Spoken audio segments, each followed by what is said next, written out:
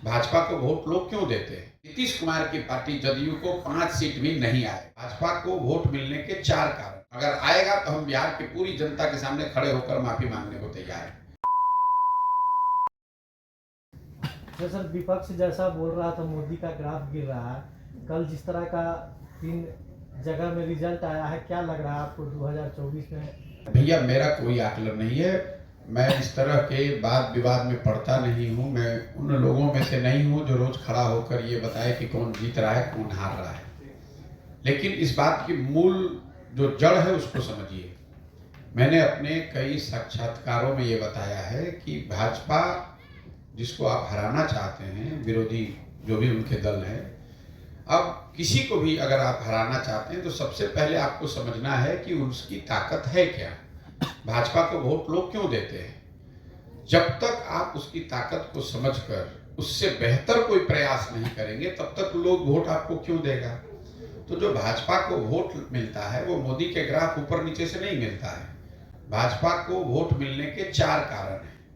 पहला, हिंदुत्व जो उनकी एक विचारधारा है, विचारधारा से जुड़ा हुआ एक बहुत बड़ा वर्ग है जो भाजपा को इसलिए वोट करता है कि उसका भाजपा वाले हिंदुत्व में यकीन है।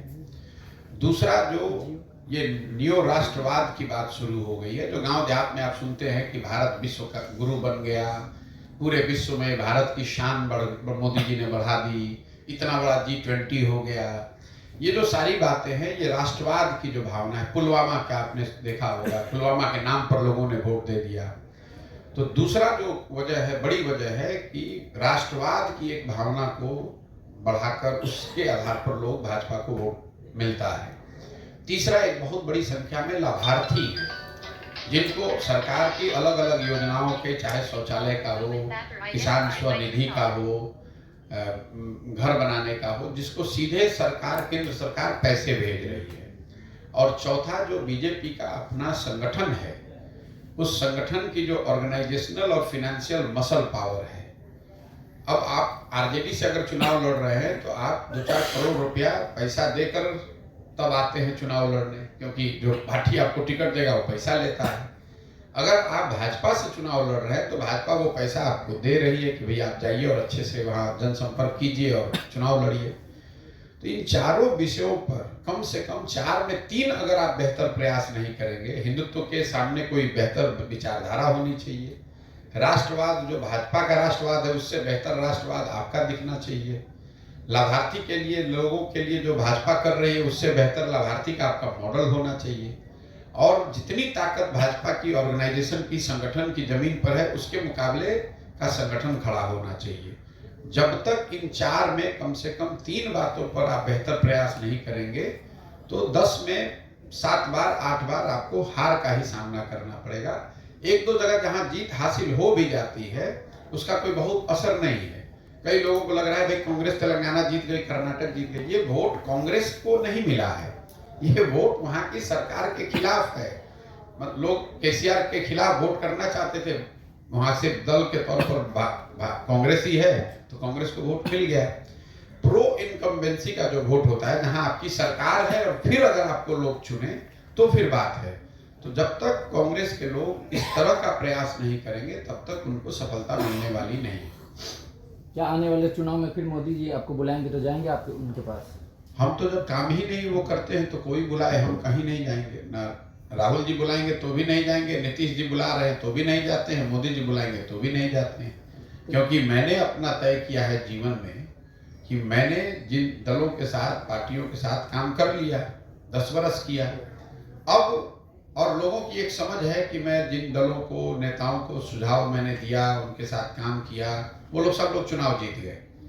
तो मैंने अपने लिए अब तय किया है कि भाई मुझे दल और नेता को सुझाव नहीं देना है, मुझे बिहार की जनता को सुझाव देना है। ये आपको लग रहा है कि पहले प्रशांत किशोर कुछ दूसरा काम करते थे, अब दूसरा करते हैं। हम वही काम कर रहे हैं जो पहले करते थे। पहले दलों को, नेताओं को सुझाव देते थे, उनकी मदद करते थे। अब हम वो काम बिहार की जनता के लिए कर रहे हैं। और मुझे इससे कोई मतलब नहीं है कि भाजपा जीत रही है, कि आरजेडी जीत रहा है, कि कांग्रेस जीत रहा है। कौन जीत रहा है, कौन हार रहा है, ये मेरा विषय नहीं है। मेरा विषय है कि बिहार की जनता जीतनी चाहिए, हमारी स्थिति सुधरनी चाहिए। मोदी जी जीत गए, 10 साल से जीते हुए हैं, तो उससे बिहार से पलायन तो नहीं रुक गया, उससे बिहार की बदहाली तो नहीं खत्म हो गई। बिहार के बच्चों का भला नहीं हुआ। उससे पहले यूपीए की सरकार थी, कांग्रेस की सरकार थी, उससे तो बिहार का कुछ भला नहीं हुआ। जब तक बिहार के लोग अपनी चिंता नहीं करेंगे, अपने बच्चों की चिंता नहीं करेंगे, तब तक मोदी जीते कि राहुल जीते, उससे कोई फर्क नहीं पड़ने वाला है। आपका और हमारा जीवन सुधरने वाला नहीं है। तमिलनाडु आज देश में सबसे अग्रणी राज्यों में है। तमिलनाडु में तो कभी भाजपा का मोदी जी का शासन नहीं रहा है। तमिलनाडु में कांग्रेस आज 40, 50, 60 वर्ष से नहीं है, तो तमिलनाडु सबसे आगे का राज्य कैसे बन गया? जब देश आजाद हुआ तो तमिलनाडु और बिहार दोनों बराबर के राज्य थे।